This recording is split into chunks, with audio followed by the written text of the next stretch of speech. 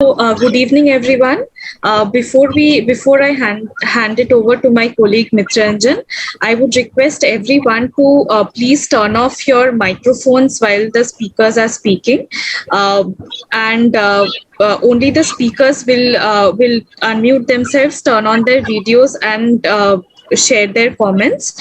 Meanwhile, if you have any questions, comments for the members of parliament, you can share it in the chat box. Towards the end of the session, we'll take up the questions given the amount of time that we have. Thank you. So I'll hand it over to Mitranjan to begin the session. Thanks, Srijita. सारे साथियों को नमस्कार।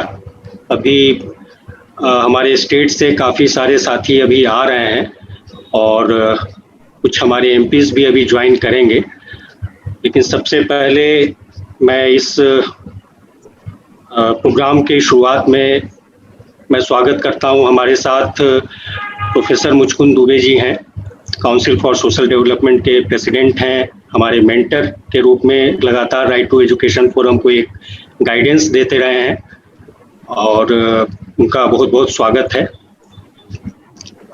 साथ ही हमारे साथ हैं हमारे सांसद महोदय ही नहीं हैं, बल्कि लंबे समय से राइट टू एजुकेशन फोरम के तमाम कार्यक्रमों में शिरकत करने वाले और साथ निभाने वाले हमारे रवि प्रकाश वर्मा जी हैं। पूर्व सांसद हैं लेकिन लगातार हमारी लड़ाइयों में रहे हैं, उनका तहे दिल से स्वागत करता हूं। हमारे साथ प्रदीप टमटा साहब हैं।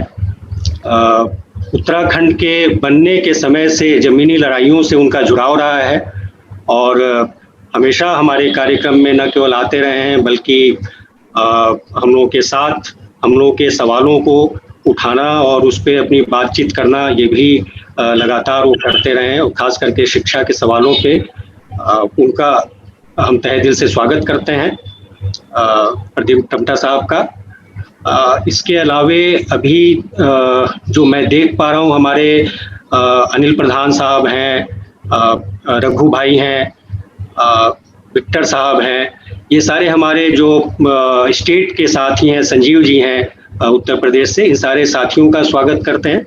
और साथ ही हमारे यहाँ दिल्ली की टीम से और बाकी अन्य जो हमारे कोर के साथी हैं, बाकी सारे लोगों का स्वागत करते हुए साथियों, एक बहुत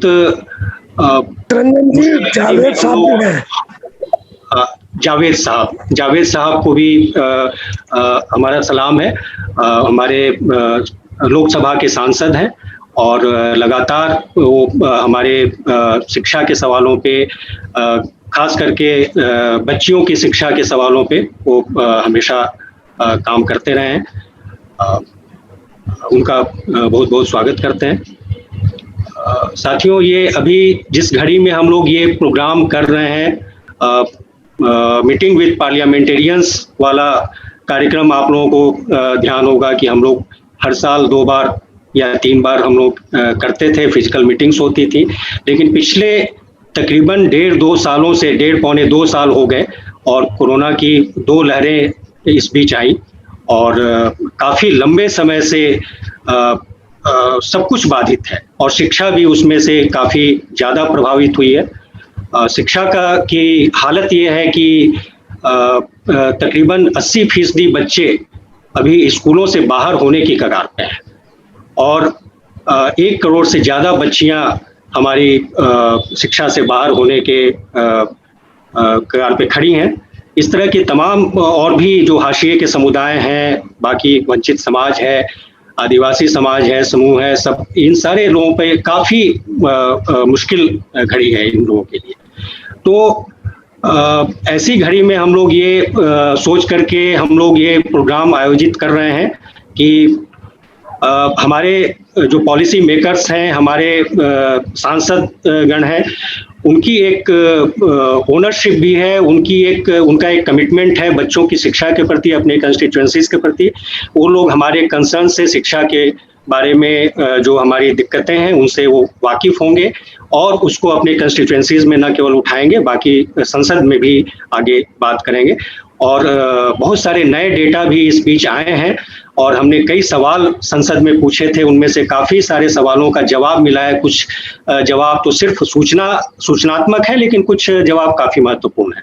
तो इसके साथ ही मैं प्रोफेसर दुबे सर को मैं आमंत्रित करूंगा और उनको वो इस पूरे प्रोग्राम की अध्यक्षता करेंगे। तो प्रोफेसर दुबे साहब। बहुत बहुत धन्यवाद उन सभी दोस्तों को जो कि इस प्रोग्राम में शिरकत कर रहे हैं। हम लोग बहुत दिन के बाद मिल रहे हैं, इस तरह से भी नहीं मिल पाए हैं। आमने सामने तो मिलने की बात ही छोड़ दें, इस तरह से भी हम लोग पहली बार मिल रहे हैं। और अभी थोड़ा सा विश्वास पैदा हो रहा है कि हम हद तक अपने काम को पूर्ववत चला पाएंगे। देखें ये विश्वास किस हद तक सही होता है। तो मैं अपनी कुछ बातें कहने के पहले चाहूँगा कि एक कोई प्रेजेंटेशन है और एंजेला कर रही है प्रेजेंटेशन। हाँ, तो मैं एंजेला से अनुरोध करूँगा कि वो पावर पॉइंट प्रेजेंटेशन एक छोटा सा है, उसको आप लोग देखने, जिसमें कि एक आइडिया हो जाएगा कि पेंडेमिक के समय में क्या हुआ और हम कहाँ पर खड़े हैं। एंजेला।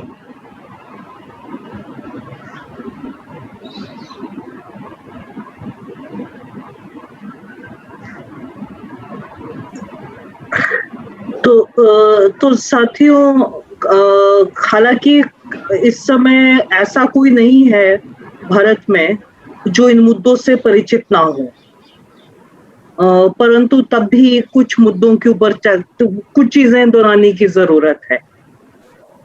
यदि हम वर्तमान समय को देखें, भारत का जो स्कूल्स का जो लॉकडाउन है वो दुनिया का 4th लॉन्गेस्ट स्कूल लॉकडाउन है। यदि देखें तो अंतर्राष्ट्रीय आंकड़े भी पूरे तरह से अपडेटेड नहीं है, परंतु आज सवेरे जो यूनेस्को के साइट पे मैंने चेक किया था, जो आपके कुछ माननीय सांसदों के पास जो कॉपी है उसमें लिखा है 5th लॉन्गेस्ट लॉकडाउन। अब ये 4th लॉन्गेस्ट स्कूल लॉकडाउन है। दुनिया में मात्र 3 ऐसे देश हैं जिनका लॉकडाउन हमसे ज्यादा लंबा है एजुकेशन का। प्रॉब्लम है उससे शिक्षा का नुकसान हुआ है, परंतु साथ ही साथ और शायद उससे ज्यादा महत्वपूर्ण, बच्चों का साइको सोशल सपोर्ट छीना है। और जो गरीब तबके के बच्चे हैं और उनके परिवार, उनका सोशल प्रोटेक्शन भी साथ ही साथ गया है। पिछले लगभग अब 1.5 साल होने को हुआ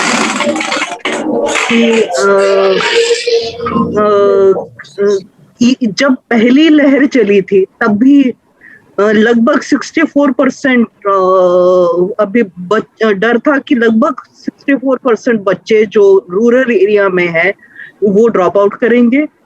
जब पहली लहर ही चली थी तब परिस्थिति थी कि सिर्फ 15% रूरल हाउस होल्ड्स के पास इंटरनेट की सुविधा है। 96% विशेषतर दलित आदिवासी के हाउस होल्ड्स हैं, उनके पास कंप्यूटर नहीं है। उस परिप्रेक्ष्य में लगभग पूरी ऑनलाइन एजुकेशन का दौर चला इन आंकड़ों के बावजूद। और फिर से पहली लहर के टाइम 80% लगभग अभिभावक एक सर्वे के तहत बोले हैं कि सरकारी स्कूलों में पढ़ाई नहीं हो रही है। और महत्वपूर्ण चीज है कि लगभग 60% प्राइवेट स्कूल के भी अभिभावक बोल रहे थे कि वहां पढ़ाई हो नहीं रही है। तो 1 साल से ज्यादा अब छिन चुका है पढ़ाई का बच्चों का। परिणाम साइकोलॉजिकल ट्रॉमा, परिणाम है साइको सोशल सपोर्ट बच्चों से छिना है। और साथ ही साथ क्लासरूम हंगर जिसको बोलते हैं, भूख बच्चों की, गरीबी के और लॉस ऑफ एम्प्लॉयमेंट के चलते, वो सब बच्चों ने देखा है पिछले 1 साल तक। और बाल श्रम के भी दर बढ़े हैं। असर पड़ा है जरूर सब बच्चों के ऊपर, परंतु जो गरीब परिवार के हैं, जो दलित हैं, जो आदिवासी हैं, जो माइनॉरिटी हैं, जो लड़कियां हैं, जो विकलांग हैं, उनके ऊपर सबसे ज्यादा असर पड़ा है।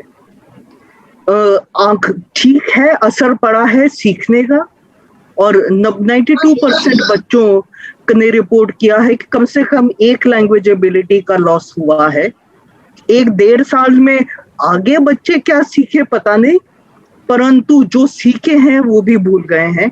और यहाँ उसका परिणाम है कि कम से कम विश्व बैंक की एस्टिमेट के हिसाब से $400 बिलियन का देश को नुकसान होगा लॉस्ट अर्निंग्स की वजह से, क्योंकि बच्चे सीखे नहीं हैं, बच्चों का 1 साल गया है उसके चलते। अब परिस्थिति है, मान लिया कि ये इमरजेंसी है, मान लिया कि ये नेचुरल कैलेमिटी है, पर उस परिप्रेक्ष्य में सरकार ने क्या किया है? अभी भी 1.5 साल बाद भी कोई रिटर्न टू नॉर्मलसी नहीं दिख रही है कि कब चीजें ठीक होने वाली हैं। यूएन ने बोला है, यूनेस्को ने बोला है, यूनिसेफ ने बोला है कि स्कूल्स ऐसी वो इंस्टीट्यूशन है जिनको सबसे पहले खुलने चाहिए, और एक लॉकडाउन के टाइम पर बंद होने के लिए वो लास्ट इंस्टीट्यूशन होने चाहिए। परंतु भारत का वर्तमान है कि होटल खुल गए, रेस्टोरेंट खुल गए, दारू के ठेके खुल गए, सब खुल गया, पर स्कूल अभी तक नहीं खुले, विशेषकर छोटे बच्चों के लिए। इसके बावजूद कि साइंस बताता है कि छोटे बच्चों की वल्नरेबिलिटी कम है। उस परिप्रेक्ष्य में जब बच्चों की जरूरत है अतिरिक्त मदद की, उस परिप्रेक्ष्य में जब मदद चाहिए थी उसके जगह पर शिक्षा का बजट में कटौती हुई है। अब ये सिर्फ केंद्रीय सरकार की भूल नहीं है, परंतु राज्य सरकारें भी जिस तरह से रिस्पॉन्ड करने चाहिए इस तरह से रिस्पॉन्ड नहीं कर रहे हैं। हाँ, अलग रणनीति हो सकती थी, विशेषतर देखते हुए कि भारत के कम से कम काफी ऐसे जिले हैं जहां पर कोविड के केसेस नहीं है।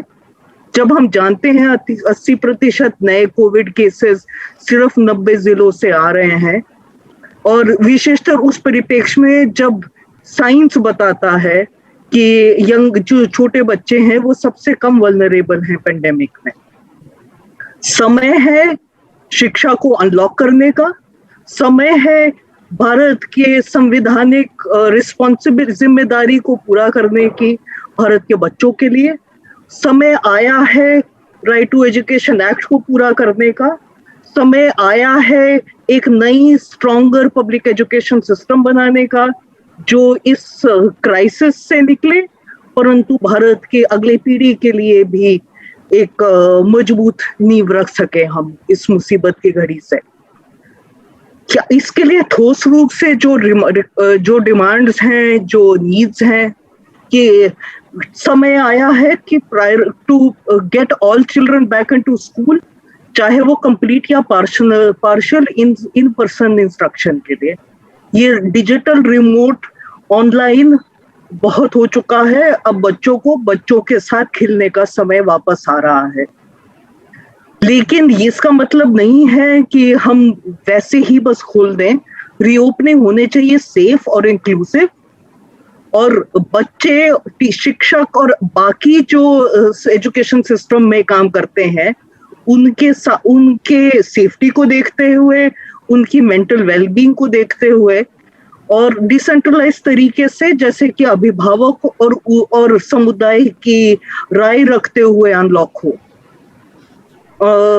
उसके दौरान स्टूडेंट्स के फिजिकल, मेंटल और साइकोसोशल वेलबींग को प्रमोट किया जाए, चाहे वो प्रोटेक्शन, अब्यूज से बच्चों की बचत हो, एक्सप्लॉयटेशन से बचाना है बच्चों को, हिंसा से बचाना है, चाहे वो बाल श्रम हो, बाल विवाह हो, ट्रैफिकिंग हो।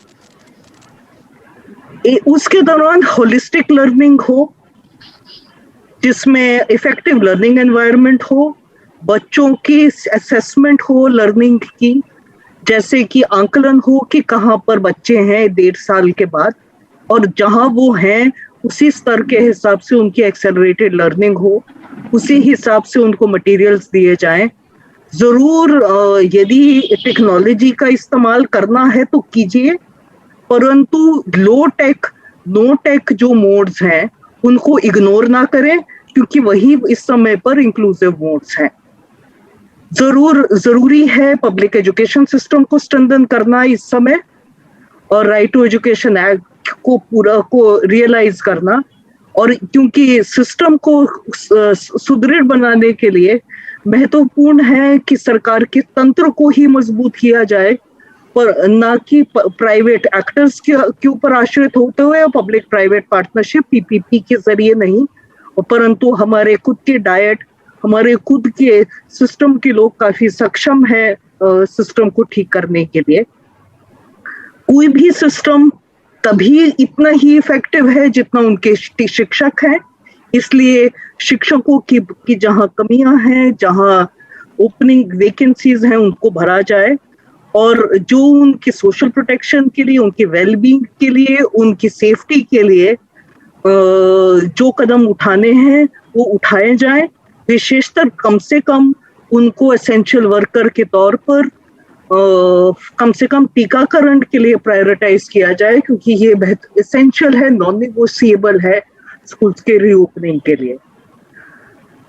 शिक्षा के निजीकरण और कमर्शियलाइज और बाजारीकरण पे रोक रखी जाए, और साथ ही साथ शिक्षा में जो गैर बराबरी है, जो डिजिटल डिवाइड है, उसको दूर करने के लिए ठोस रूप से रणनीति हो।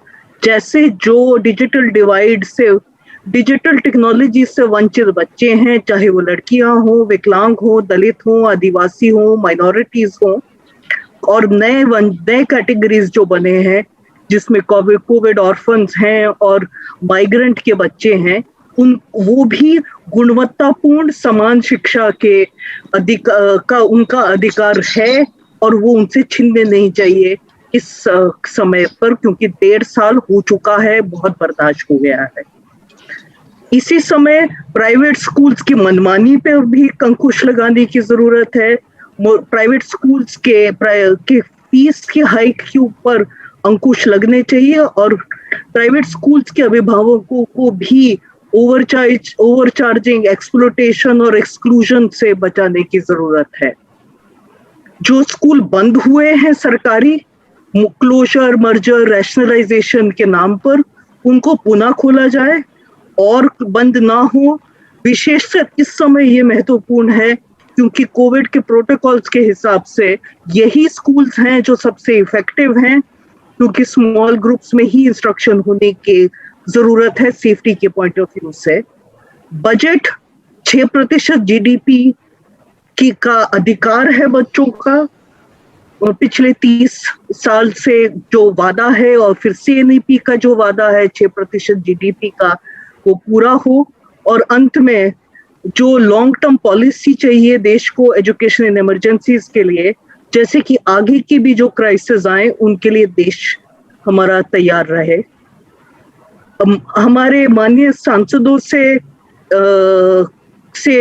गुजारिश है, जो हमारा कॉल टू एक्शन है, कि वो इन मुद्दों के लिए अपना सपोर्ट दें, और इन मुद्दों के लिए अपने और बाकी पॉलिसी मेकर्स को भी इन्वॉल्व करें, क्योंकि ये समय की पुकार है, बच्चों की पुकार है कि कम से कम अब तो शिक्षा के ऊपर ध्यान देने की जरूरत है। जितने आपके पास एक्सेस है पॉलिसी स्पेसेस में, ये डिमांड्स, ये बच्चों की आवाज पहुंचाए, और साथ ही साथ क्योंकि आप लोगों के प्रतिनिधि हैं, तो वो लोगों तक इस समय जब संसद बंद का कार्यकाल खत्म हुआ है और आप अपने कंस्टिट्यूएंसीज में जा रहे हैं, कुछ इन डिमांड्स का इम्प्लीमेंटेशन के लिए यदि आप कुछ पहल सके अपने राज्यों में और अपने जिलों के अंदर। और क्योंकि जब आप फिर आएंगे हमारे साथ अगले विंटर शीतकालीन सत्र में, तब बजट के निर्माण के ऊपर चर्चा चल रही होगी।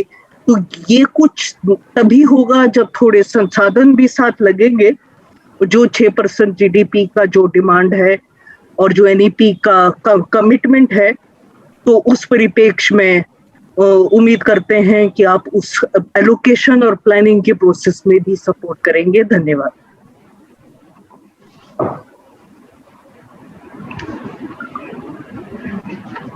धन्यवाद Anjila.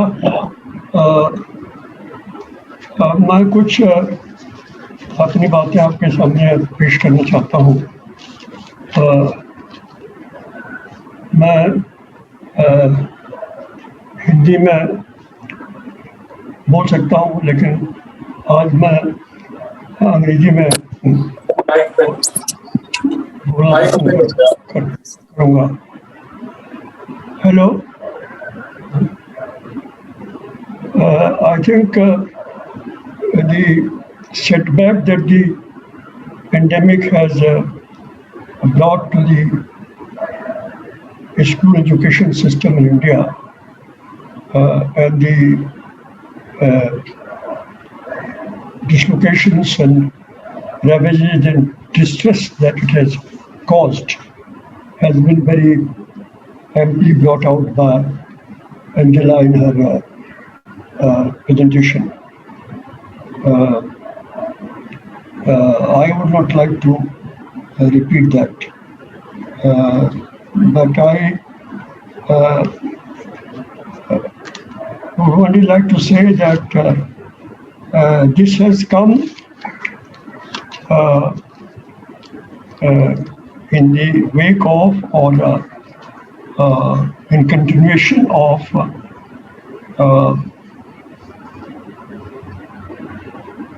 lack of progress in the implementation of the RTE Act.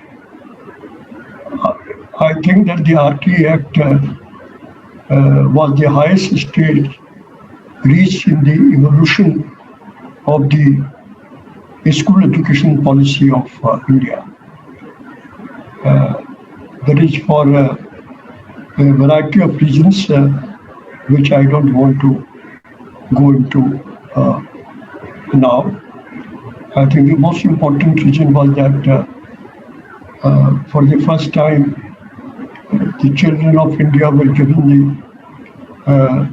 legal right to education under the Constitution of India, a right which was legally enforceable and which is. Secondly, that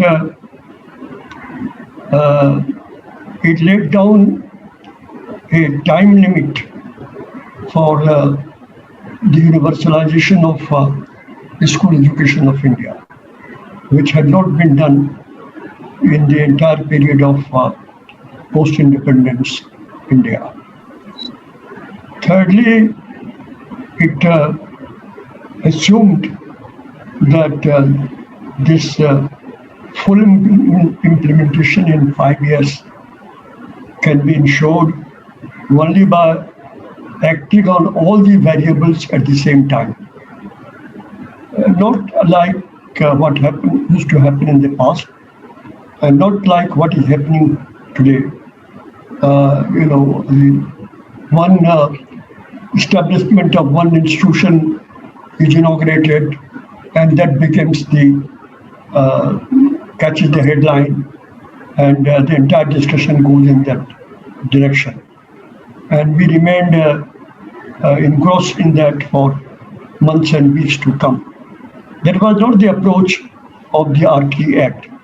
RTE Act approach was that you work on all the variables at the same time in order to achieve your objective in 5 years. An objective was nothing less than the universalization of school education within the stipulated period of time. I think another innovation, and I will end with that, was that it set out it laid down a set of norms to be observed by all the schools in India, and what will it cost the government and the nation for implementing the act. These norms were of great importance in making that cost calculation. Publicly, no cost calculations were announced, but it is very well known that this had been done when the act was being drafted, and the government has very much in mind what was involved. Now, the pandemic came in the midst of that, and I will just list out 3-4 major tasks that had to be fulfilled when the pandemic came. One was that RT norms relating to infrastructure and other important items were not implemented. A few years ago, only 5.25% of the schools were fully compliant with the RT norms or the provisions for infrastructure. Today, it has increased, no doubt, but it is only 25.5% of the schools are fully compliant. All the children were supposed to be brought to school within 3 years of the implementation of the Act. That is 2013. Now it is going to be 10 years after that. But a national sample survey carried out in 2017 indicated that 3.4 crore children were still out of school. And that was a very, stupendous task to bring all these children to school. Thirdly, a huge number of vacancies of teachers existed at that time and exist also today. And today the number is about 11 lakhs. And if you employ all these 11 lakhs teachers and build all the infrastructure, that will itself give a great stimulus to the economy, even in the short run, apart from the long-term all-round effect, positive effect of education on development. I think that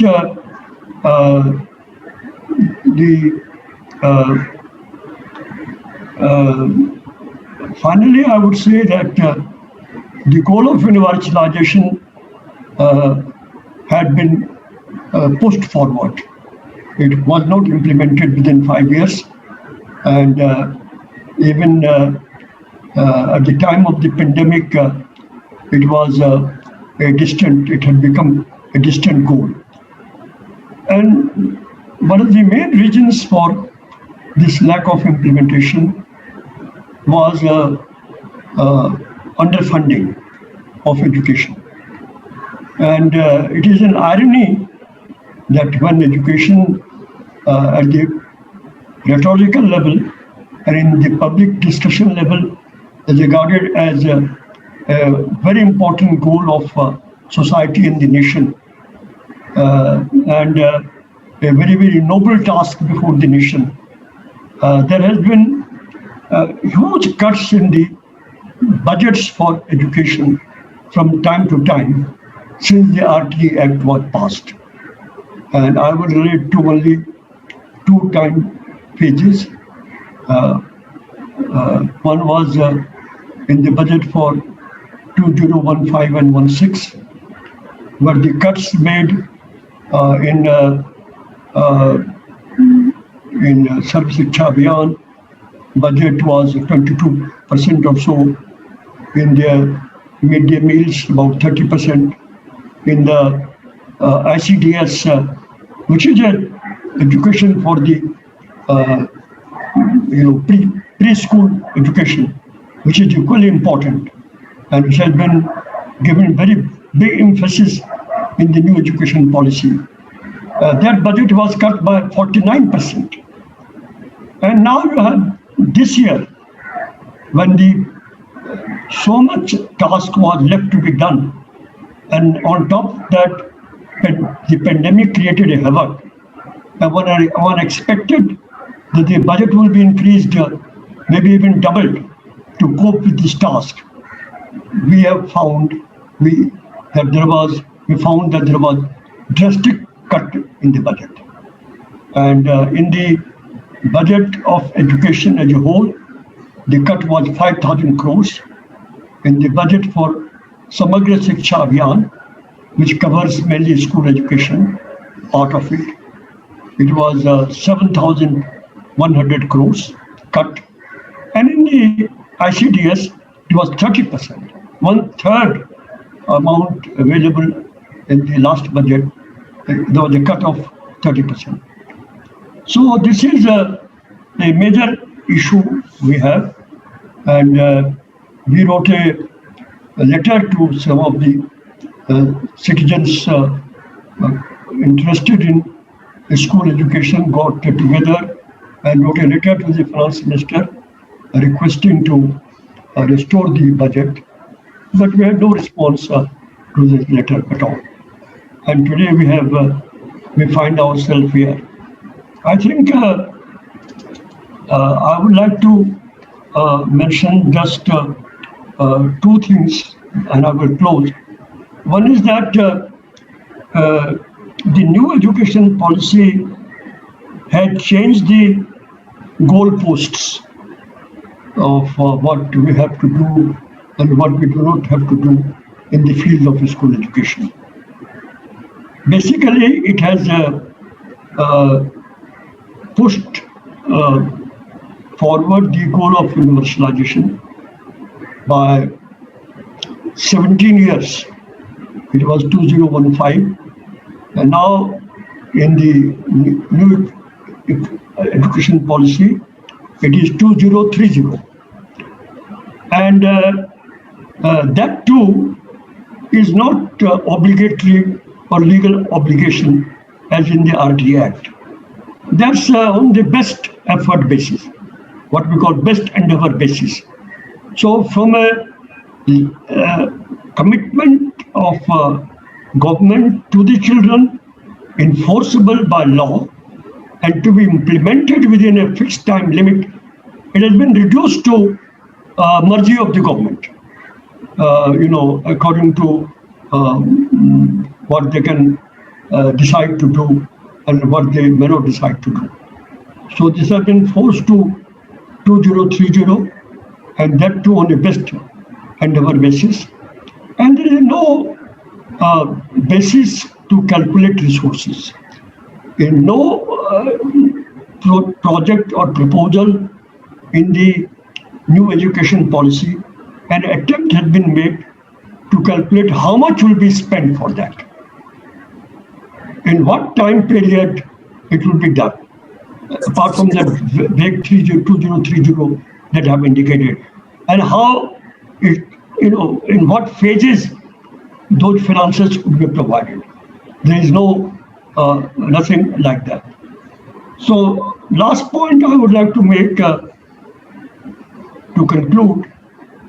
First thing is that I think, as Angela has pointed out, as we are discussing the whole issue in the context of the pandemic,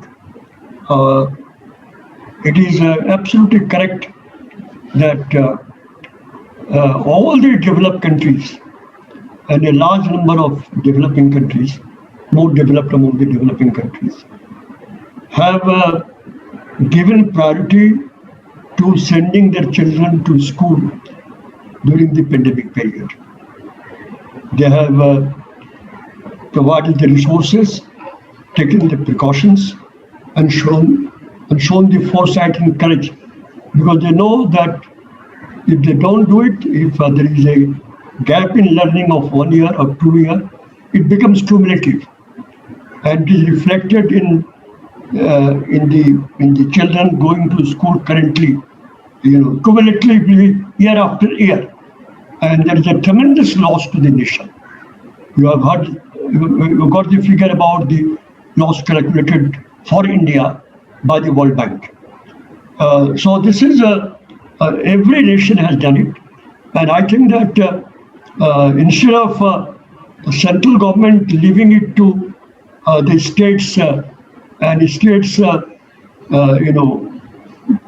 deciding it on an ad hoc basis, some announcing the children's return, some still keeping it pending. It is a very undesirable situation, and it is not a situation which a responsible nation should accept. I think we should take a decision that children will be back to school in the natural surrounding, in the surrounding in which their talents best flourish, in the surrounding in which their mental development takes place in the most satisfactory manner.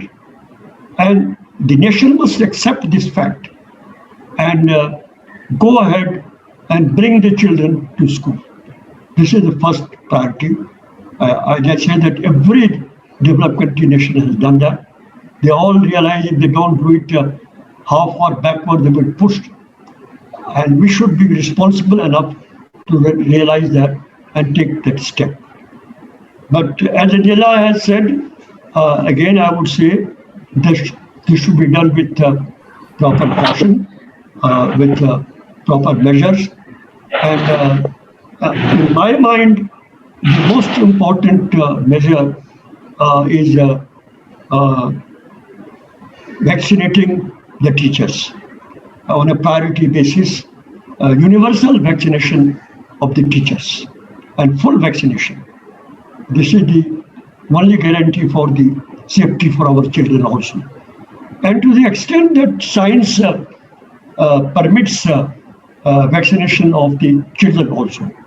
Now the scientist view is increasingly coming to the point that they can also be safely given vaccination. And we should follow this discussion among the global scientists, and then when they come to a final conclusion, we should give effect to it in our own country. So in the context of the pandemic, this is the priority. And in the context of general context, I will say that while we are discussing the grand ideas of the new education policy, while we are celebrating the first year of the completion of his announcement, next year we'll celebrate the second year. We don't know what has been done, what has not been done, and whether whatever will be done is anywhere near the results that that is implicit in the RTE Act. So I think while this thing is pending, we should try to complete the remaining agenda of the RTE Act. And in the remaining agenda, first and foremost, it is implementation.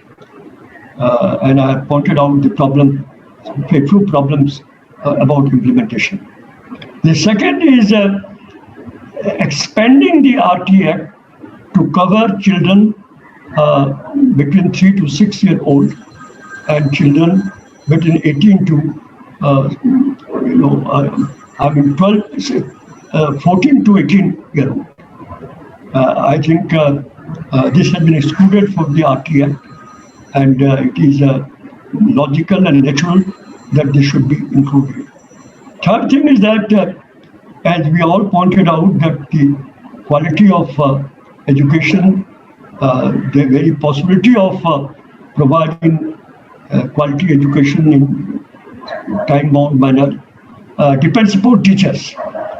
And then everything relating to the teachers should have a high priority in encouraging investment in education.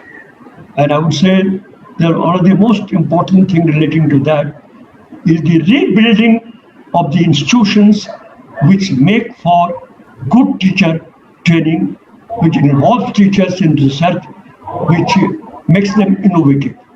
And these are SCRT at the state level, NCRT at the national level, SCRT at the state level, DIETS, Resource Center, and the School Resource Center. They are already in place. One doesn't have to go to a new educational policy for that, but they are languishing because of resources. They were brilliant ideas. And if only resources are provided, then a big lacuna in the field of teachers' equipment, teachers' empowerment, teachers' training, and teachers' role in education will be fulfilled. And so with these words, I would like to conclude, and I'm sure that you would like to hear the opinion of our honorable members of parliament who are here and others who may like to speak. Thank you. Request Javed Saab to kindly enlighten us with his views. Thank you very much, sir. सबसे पहले तो मैं अमरीश भाई हमारे बीच में नहीं रहे, उसके लिए मैं तहे दिल से अफसोस महसूस करता हूँ और उनको मिस करता हूँ, and I am sure all of us here do miss him. Well, this is very important, बहुत ही इम्पोर्टेंट चीज़ है हमारे लिए education.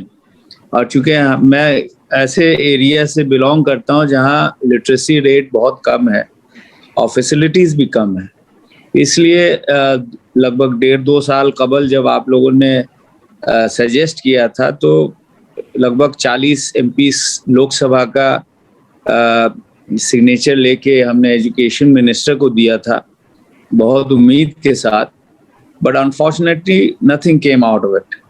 And it seems the present system, they do say that we are gonna do this and that, and हम GDP का 6% allocate करेंगे. लेकिन मुझे बड़ा अफसोस लगता है जब मैंने एक सवाल पूछा पार्लियामेंट में कि आप टाइमलाइन और रोड मैप बताएं कि कब तक आप 6% GDP का देंगे, और general and social inclusion fund के बारे में हमने पूछा, तो you won't believe it, I got a response in 33 page. The reply was in 33 pages, but that number of years, time period was not mentioned. उसी तरह एक और सवाल पूछा गया कि भाई kindly provide me the number of out of school children, उसके बारे में भी वेग आंसर मिला. फिर हमने ऑनलाइन एजुकेशन के बारे में पूछा ये कोविड के दरमियान, तो नंबर्स दिए गए कि इतने करोड़ खर्चे किए और इस चीज़ में खर्चा किया, पूरा डिटेल नहीं मिला, लेकिन अमाउंट अच्छी खासी थी. लेकिन जब हम अपने इलाके में देखा तो I could not feel the benefits of it. I could not see what they gave in that huge number of crores they spent on it. और एक सवाल और हमने पूछा RTE compliant schools के बारे में कि क्या फिगर्स है आपके पास. तो ये भी बड़ा अफसोसजनक था. हिंदुस्तान में लगभग 25.5% स्कूल्स ऐसे हैं जो RTE कंप्लायंट स्कूल्स जिसको कहा जाता है, और पिछले 12 साल में बिहार की स्थिति जहां से मेरा ताल्लुक है वहां सिर्फ 11.1% RTE कंप्लायंट स्कूल्स हैं, जो बहुत ही अफसोस की बात है. And I am quite happy that you people are so emotionally attached to this subject and doing whatever you are doing to the best of your ability. मैं आपको रिक्वेस्ट करना चाहूँगा कि आप और मेंबर ऑफ पार्लियामेंट से भी आप ताल्लुक़ रखें और उनसे फिजिकल आप लोगों को मीट करना मेरे समझ से ज़रूरी होगा, और उनके कॉन्स्टिट्यूएंसीज के बारे में, उनके स्टेट्स के बारे में जो पोजीशन है एजुकेशन को लेके, उनको अगर आप बताएंगे then they will be motivated to take your advice and try and influence the government. और दूसरा सुझाव ये है कि ये मीटिंग जो आपने किया है, I welcome it, but I would humbly request कि अगर सेशन के फर्स्ट क्वार्टर में अगर आप मीटिंग करेंगे तो एमपीज का पार्टिसिपेशन थोड़ा बेहतर हो पाएगा, क्योंकि एक बार सेशन ख़त्म हो जाती है तो लोग अपने अपने कॉन्स्टिट्यूएंसीज में चले जाते हैं। तो ये मेरा एक हम्बल सजेशन था। और आखिर में मैं बहुत शुक्रगुजार हूँ कि आपने मुझे मौका दिया। Thank you sir, thank you very much, and thank you to everybody. सभी को नमस्कार, थैंक यू। तो मैं रिक्वेस्ट विजय टमटा साहब to enlighten us with his opinion on the subject. नमस्कार जी, नमस्कार। मैं आपकी बात को भी और इनिशिएट करने वाले की बात को भी सुन रहा था। बहुत सार्थक बहस चल रही है और हम एक ऐसे समय में और ऐसी परिस्थितियों में हम इस बहस को कर रहे हैं। इस पैंडेमिक ने जो राइट टू एजुकेशन का मूल जो प्रश्न था, आज लग रहा है कि जो रूलिंग क्लास है, प्रिविलेज्ड क्लास है, उसको लग रहा है इस पैंडेमिक ने उनको पुरानी स्थिति को लौटने के लिए विवश कर दिया है।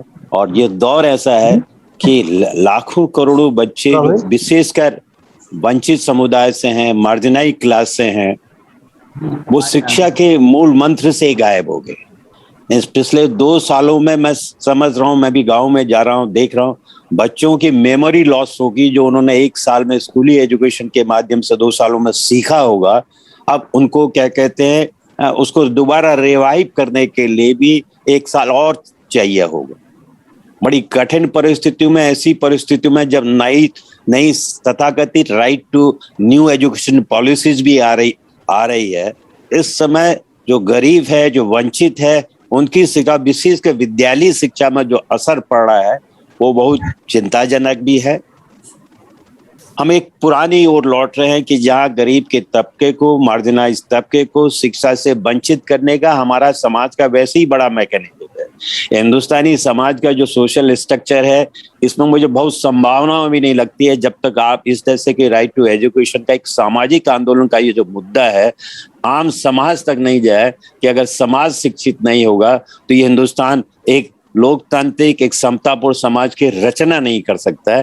क्योंकि किसी भी असमानतापूर्ण समाज में एक समतापूर्ण समाज की कल्पना नहीं कर सकता, और शिक्षा सबसे बड़ा अधिकार है। और इन पिछले 2 सालों में जो पेंडेमिक के इस दौर में ही हमने गरीब तबकों के और जो डिजिटल डिवाइड के नाम से हो चुका है, सरकारें कह रही हैं कि हमने ऑनलाइन शिक्षा के माध्यम से स्कूली शिक्षा को हम जारी रख रहे हैं। 2 कारण है।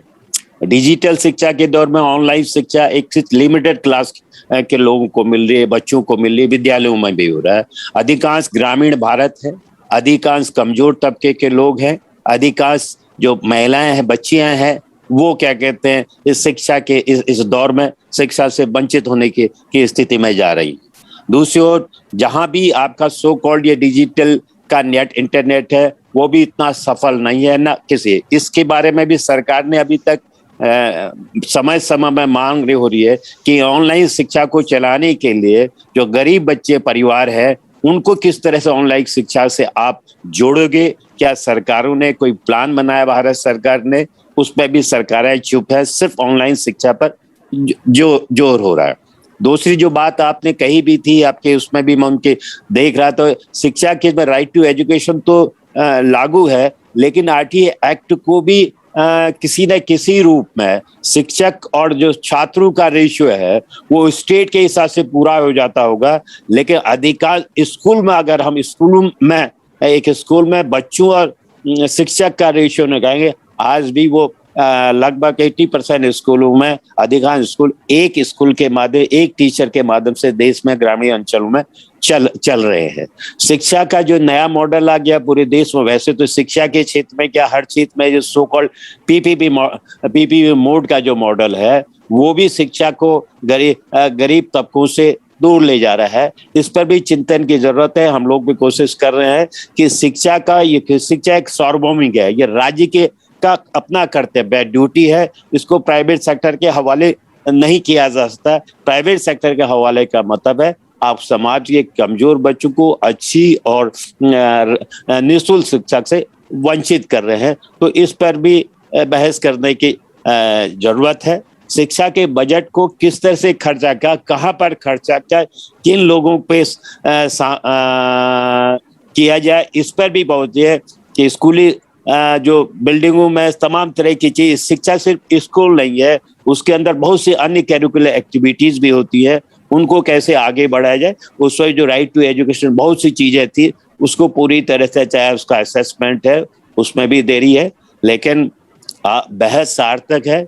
हम भी कोशिश करेंगे। और दो तीन एक चीज है कि कभी भी जो पार्लियामेंट्स के हमारे, एक तो जावेद साहब ने बात तो सही की कि जिस समय संसद का सत्र शुरू होने वाला हो 1-2 दिन के अंदर उसमें बहस अगर लोगों के साथ बैठक कर ली जाए, लेकिन उसके बाद भी पहले भी अगर जो एक्टिव इस तरह के आपके पास लिस्ट में है, कुछ जागरूक सांसद हैं, कुछ पूर्व सांसद है, उनसे पहले अगर आप 1 महीने पहले अगर इन सवालों पर जो आपने लोगों के बीच में जाकर इश्यू आए हैं उन सवाल पर बैठक कर ली जाए तो हमको भी ये क्या कहते हैं बहुत सी मदद मिल जाएगी। 1 महीने पहले अगर जानकारी हुई अगले सत्र में किन किन मुद्दों पर हम उठाएं, क्योंकि आप ही हमारे माध्यम हो सकते हैं, सोर्स हो सकते हैं उन बिंदुओं को जिस पर हमको एम्फेसिस करना है। जनप्रतिनिधि और सिविल सोसाइटी का ये जो तारतम्य है कि ये दोनों सोर्स ऑफ एक नॉलेज के सोर्स हैं, लोगों की स्थितियों के सोर्स हैं, इन दोनों में इंटरेक्शन अगर संसद के बैठने से 1 महीने पहले भी जाए तो उन बहुत से बिंदुओं को उठाने में जो आवश्यक है हमको मदद मिल जाएगी। हम उसके हिसाब से अपनी आगे तैयारी भी कर लेंगे। लेकिन बहुत कठिन दौर में हम लोग हैं और इस समय हम सबको, क्योंकि पेंडेमिक के दौर में बच्चे स्कूल जाएंगे भी, एक सवाल भी आ रहा है वैक्सीनेशन का। सभी सवाल है कि बच्चों के अंदर, उनके पेरेंट्स के अंदर भी हमारे बच्चे क्या सुरक्षित रहेंगे या नहीं रहेंगे, वो कोरोना के फैक्टर से क्या होगा है। दुनिया के अंदर जो अमेरिका में भी शुरू में जब स्कूल खोले गए थे तो वहां से भी आए थे कि कोरोना आगे बढ़ा है, वो कैरियर जैसे बन गए थे। तो उन लोगों ने तो वहां पर 10 साल से 18 के बीच को वैक्सीनेशन की प्रोसेस को स्टार्ट किया। हमारे वहां अभी भी बात चल रही है कि सितंबर अक्टूबर तक हम इस स्थिति में होंगे कि हम बच्चों के वैक्सीनेशन की प्रोसेस को स्टार्ट कर सकें। अभी तो वैसे ही 18 से ऊपर वालों के वैक्सीनेशन के उसमें ही हम बहुत पीछे हैं, लेकिन बच्चों को के संदर्भ में वैक्सीनेशन का सवाल एक बहुत महत्वपूर्ण सवाल है, इसको भी उठाने की जरूरत है। भारत सरकार को इसमें समझना भी पड़ेगा कि ये जो गरीब परिवारों के बच्चे जो स्कूलों में आएंगे, उन स्कूल में किसी तरह की बहुत ज्यादा स्थितियां भी नहीं है, बहुत ज्यादा इन्फेक्शन है, पानी नहीं है, वहां पर सफाई की बहुत से वो साधन नहीं है जिनसे बच्चे सुरक्षित हैं। तो इन सवालों पर भी थोड़ा सा ध्यान देने की जरूरत है। बाकी मैं अपने साथी को, अमरीश जी को भी नमन करता हूँ। पहले जब कोरोना से पूर्व काल में वहीं दिल्ली के अंदर ही जब आप लोगों ने इस सवाल पर, एजुकेशन सवाल पर मीट की थी, वहां भी मिले थे। ऐसे एकदम अचानक इस दौर में उनका जाना भी इस आंदोलन के लिए, हम सब लोगों के लिए भी एक बहुत ही अमूल्य क्षति है जिसकी भरपाई करना मुश्किल होगा। उनको भी मैं नमन करता हूँ। मैं आपके इस प्रयास को बहुत बहुत सार्थक भी मानता हूँ, बधाई भी देता हूँ। आज स्कूल के इस दौर में स्कूलों के निजीकरण का सवाल है। स्कूलों के अंदर जो वैज्ञानिक शिक्षा होनी चाहिए उसकी जगह दूसरी तरह की शिक्षाओं पर ज्यादा जोर दिया जा रहा है। धार्मिक उन्माद, जाति उन्माद के प्रश्न पर कोई रेशनलिटी ना हो करके इन सवालों पर जो बच्चे का मासूम मस्तिष्क होता है उस पर हम रेशनल थिंकिंग की ओर नहीं बढ़ रहे हैं, उसको समझा नहीं पा रहे हैं। तो बहुत से सवाल है, इस पर भी आखिर शिक्षा कैसी हो, ये भी एक महत्वपूर्ण सवाल है। और बेसिक प्राइमरी का जो विद्यालय है, जो स्कूली शिक्षा है, वही आने वाले देश के नागरिक को बनाने पर महत्वपूर्ण होता है। इस सवाल पर भी कैसी शिक्षा होनी चाहिए, जो हमारे संविधान के मूल मंत्र हैं, क्या उनके हम जो सामाजिक समता का, जो सामाजिक न्याय का जो सवाल था, लोकतांत्रिक मूल्यों का सवाल था, एक रेशनल एजुकेशन का सवाल था, अंधविश्वास से दूर बच्चों को रेशनलिटी की ओर ले जाने का सवाल था। इन बिंदुओं पर भी शिक्षक साथियों के साथ भी बातचीत करने की जरूरत है। मैं आप सबको यही कह करके कि इस कठिन दौर में ये जो मीट की, इसका भी फायदा होगा, और मेरे से जो भी सक्षम होगा, रवि जी हमारे पूर्व साथी वो भी इस बहस में है काफी वो सक्रिय रहे हैं एजुकेशन के सवाल पर। राज्यसभा में मैंने उनको देखा भी था समाज के बाद। तो हम सब लोग मिल करके, जिसमें पूर्व और वर्तमान है, और आप लोग मिल करके एक नई रणनीति के लिए भी विचार कर सकते हैं। इतना ही मैं कहना चाहूंगा, और आप लोगों को बहुत बहुत इसके लिए हार्दिक बधाई भी देता हूं कि ये जो फोरम है, ये फोरम बहुत से बड़े आंदोलन, ये दिखता नहीं होगा लेकिन बहुत बड़ा आंदोलन जो भारतीय समाज में एक नई तरह के विचारों को पुष्ट करेगा। जी बहुत बहुत बहुत धन्यवाद। और आपने बहुत अच्छे सुझाव दिए हैं। हम लोग इसके ऊपर गौर करेंगे, और हम लोग निश्चय ही अगली जो मीटिंग करेंगे वो पार्लियामेंट के सत्र के शुरू होने के प्रारंभ में ही होगा। और हम चाहते हैं कि जो बहुत बहुत महत्वपूर्ण मुद्दे हैं उनको ठीक से उनके ऊपर विचार किया जाए। केवल 2-3 आदमी भाषण देके चले जाए, ऐसा ना हो। तो ये मोड कैसे अपनाया जा सकता है, इसकी भी हम आपसे सलाह लेके इसकी चेष्टा करें। धन्यवाद। अब मैं वर्मा जी से अनुरोध करूंगा, पूर्व सांसद, कि वो अपना मत हमें। धन्यवाद दुबे जी। और टमटा जी को भी मैं बधाई देना चाहता हूँ कि उन्होंने भी बहुत सारगर बात कही है, और आपने भी बहुत बातें बताई। एंजेला जी ने भी हालात को बहुत आईने के साफ कर दिया था। मेरे साथी विशंबर निषाद जी भी इसमें संलग्न है, क्योंकि वो अभी संसद में है। तो मैं चाहता हूँ कि मैं 2 बात कहूँगा, उसके बाद में आप उनको बुला लीजिएगा। सच्चाई तो यह है कि पूरा देश पिछले 2 वर्षों से एक प्रेसिडेंट रूल जैसी स्टेज में चल रहा है। पार्लियामेंट जैसी संस्था जो सरकार को ट्रांसपेरेंट बनाती है या सरकारी महकमों की जवाबदेही को तय करती है, वो धीरे धीरे अप्रासंगिक हुई चली जा रही है। क्योंकि जो मुद्दे आपने बताए, जो संसद में उठाने से फर्क पड़ता है, मुझे कोई डाउट नहीं है कि हमारे बहुत से साथी इन मुद्दों से जुड़े हुए हैं, और हम सब लोग भी जब तक संसद में रहे इन मुद्दों को बड़े जोर शोर से उठाते रहे। लेकिन जो सरकार का तंत्र है, और विशेष तौर पर जो नौकरशाही है, वो टाइटल तो लेके चल रही है लेकिन लक्ष्य खो चुकी है। जिस तरीके से प्राइमरी बच्चों की शिक्षा को महत्वहीन कर दिया जा रहा है धीरे धीरे, और ये जो सफाई दी जा रही है कि पैंडेमिक के दौर में जो टेलीफोन के माध्यम से जो शिक्षा दी जा रही है, उसको करके अपना कर्तव्य पूरा कर ले रहे हैं। तो वो जवाब तो दे रहे हैं कि हाँ हमने इतना करा दिया है, लेकिन वो लक्ष्य हासिल होने से बहुत दूर है। मुझे लगता है कि मैं एक दिन बीच में माननीय प्रधानमंत्री जी की बात सुन रहा था। उन्होंने इस बात को कहा था कि अब हमें जो सरकारी जो मशीनरी है, मतलब बाबू लोग, जैसा कि उन्होंने शब्द इस्तेमाल किया, अब हम बाबू लोगों के सहारे इस देश को नहीं चला सकते। तो निजी क्षेत्र की क्षमताओं पर हमें यकीन करना सीखना होगा। तो मैं इस बारे में इतना कहना चाहता हूँ कि पूरा देश जब एक इमरजेंसी जैसे स्थिति में चल रहा है, और जो चीज सुनी जानी चाहिए वो नहीं सुनी जा रही है, जहाँ पर बहुत महत्व दिया जाना चाहिए वो नहीं दिया जा पा रहा है। बहुत से कारण हो सकते हैं। तो मैं लगभग सभी जनप्रतिनिधियों से इस बात के लिए आह्वान करना चाहता हूँ, चाहे वो हमारे पंचायती राज के जनप्रतिनिधि हो, चाहे वो हमारे विधायक हो, चाहे सांसद हो। और विधायकों और सांसदों की पोजीशन में समझ सकता हूँ कि जो विधायी संस्थाएं हैं वो धीरे धीरे अपना वजन खो रही हैं, और ये सरकारों की सहूलियत के लिए हो रहा है, जनता की सहूलियत के लिए नहीं हो रहा है। इसलिए अपने अपने जो कॉन्स्टिट्यूएंसीज हैं उसमें प्राथमिक शिक्षा के मामलों में सीधे सीधे इन्वॉल्व हो करके जो भी एजेंसियां वहां पर काम कर रही हैं, शिक्षक है, सरकारी व्यवस्था है, और विशेष तौर पर जो गांव में पेरेंट्स हैं उनके साथ मिल करके इस बात को देखें कि जो 2 साल में बच्चों ने पढ़ाई जिस तरीके से छूटी है उनकी, वो भूल गए हैं उन्होंने क्या पढ़ा था।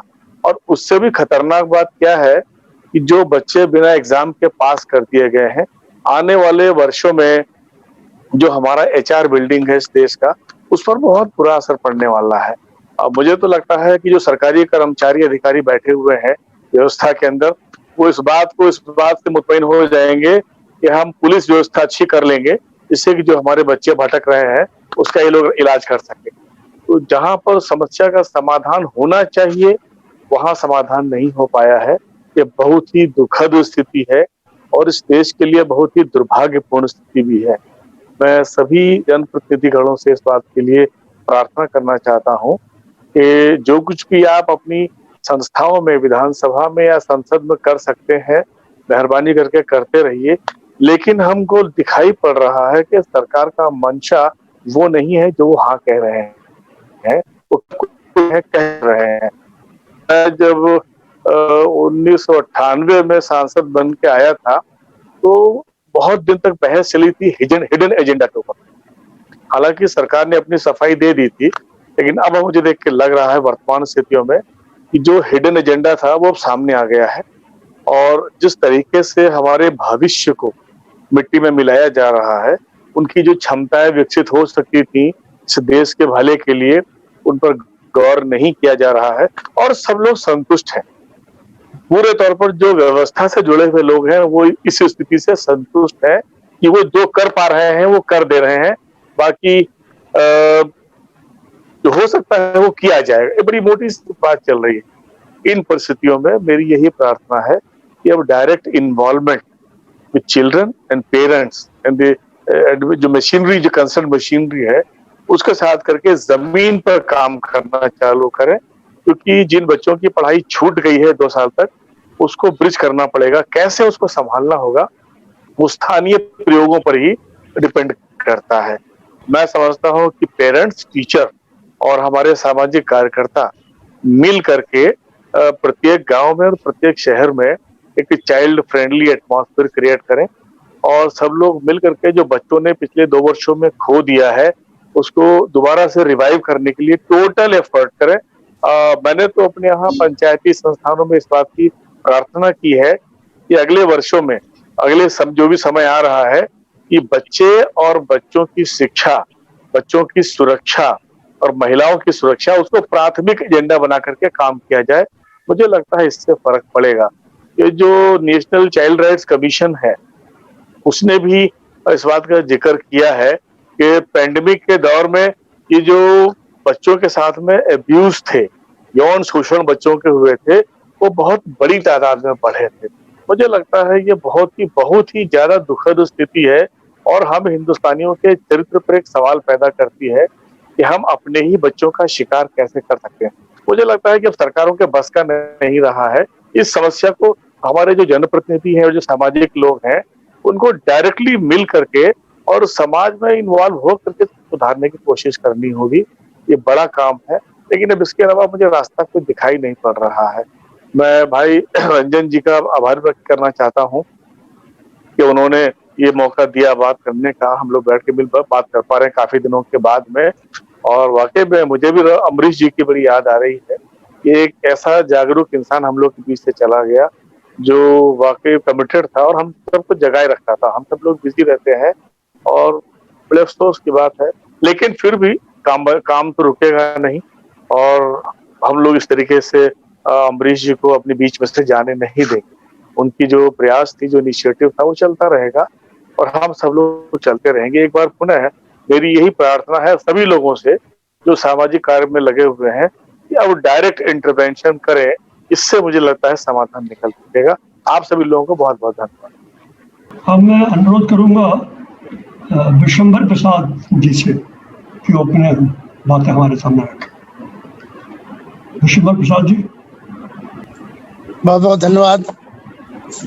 सबसे पहले तो मैं जितने भी लोग हैं इस शिक्षा की क्रांति में जुड़े हुए हैं, मैं अमरीश जी को याद करता हूं और अपने सभी साथियों को नमस्कार करता हूं। क्योंकि ये कोविड-19 के काल में जो हम लोगों ने बच्चों की शिक्षा के लिए समय खोया है, आज देख रहे हैं कि एर्थ खास तौर पर जो बच्चों की नींव होती है पहली क्लास से 8वीं तक की होती है, वो नींव हमारी 2 साल में बहुत कमजोर हो गई और उनको प्रमोट किया जा रहा है। और सरकार इसी बीच में नई शिक्षा नीति लाई है। नई शिक्षा नीति के लिए ना तो किसी प्रकार का विपक्षी पार्टियों से या देश के जाने माने शिक्षाविदों से कोई विचार विमर्श नहीं किया, उनके साथ कोई मीटिंग नहीं किया।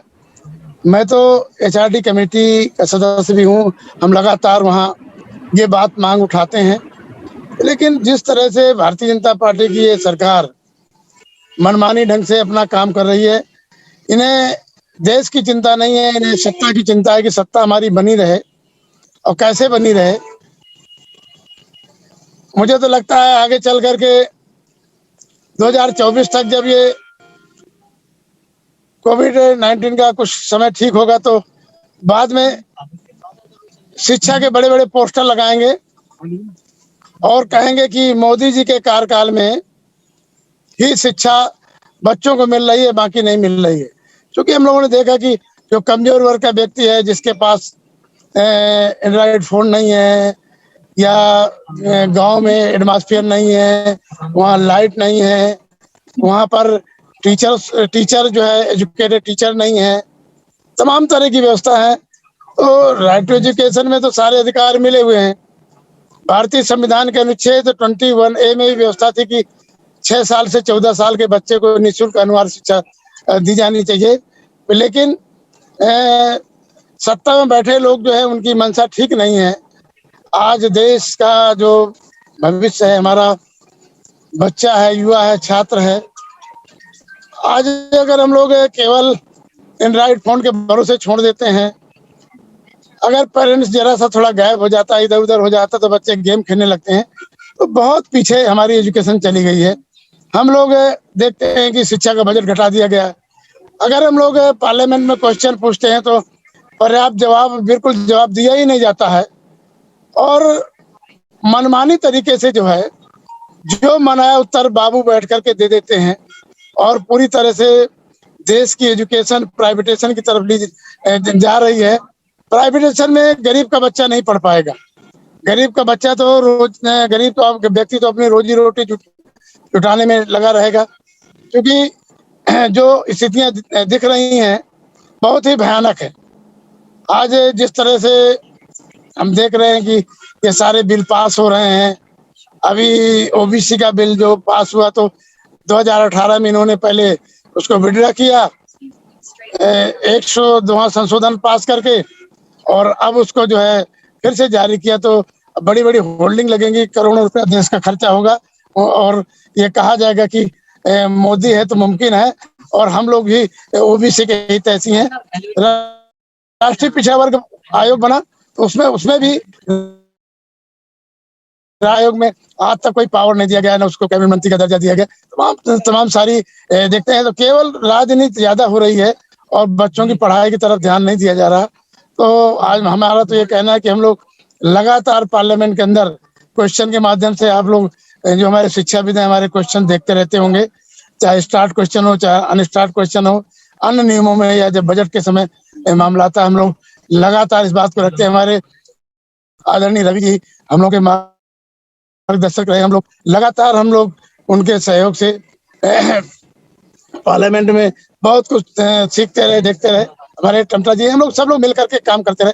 लेकिन आज हम देख रहे हैं कि सरकार को बच्चों की शिक्षा पे ज्यादा चिंता नहीं है और उनको तो केवल विज्ञापन पे, जैसे सपोज करिए आज पूरे देश में जो गरीब लोगों को अनाज दिया जा रहा है।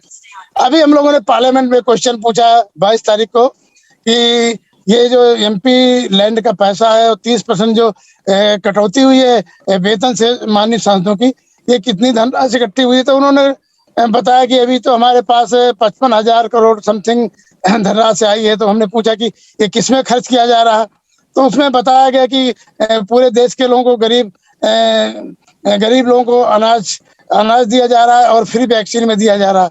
लेकिन केवल हर जगह करोड़ों रुपया खर्च करके धन्यवाद मोदी जी, धन्यवाद योगी जी लगाया जा रहा है। ये सारा पैसा सांसदों का है, एमपी लैंड का 10-10 करोड़ हर एमपी का जो है विड्रॉ किया गया, उनकी सैलरी ली गई। लेकिन कहीं भी ये नहीं है कि देश के सांसदों ने योगदान किया, केवल धन्यवाद मोदी जी, धन्यवाद योगी जी आ रहा। तो बड़ी हर जगह इनका ईगो है और पूरे देश के बच्चों का क्या होगा आगे भविष्य, अगर यही हाल रहा, बच्चे 2 साल में सारा कुछ भूल गए। आगे हमें नहीं लगता कि अगर सभी देश के जितने शिक्षाविद हैं और जितने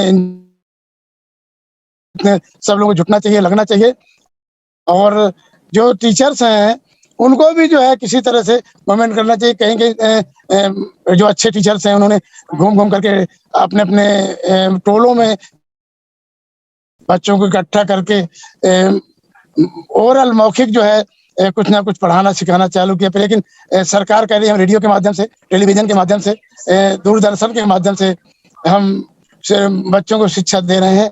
तो अभी हम गए थे, अभी जम्मू कश्मीर का दौरा था, तो हम लोग लद्दाख क्षेत्र में गए थे। कारगिल वहाँ क्षेत्र है, कारगिल जिला है, लद्दाख में 2 ही जिला हैं, कारगिल और लेह।